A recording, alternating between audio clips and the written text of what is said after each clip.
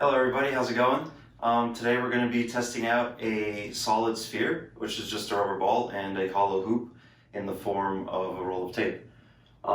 Looking a little bit at the math to see what we think is going to happen.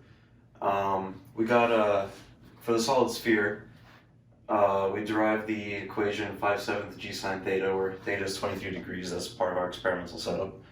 And so we got the acceleration of the center of mass to be 2.7 meters per second squared.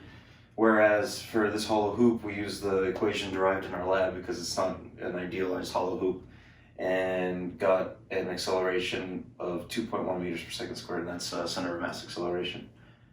I decided to take it a step further and figure out what the velocities would be at the bottom of our ramp.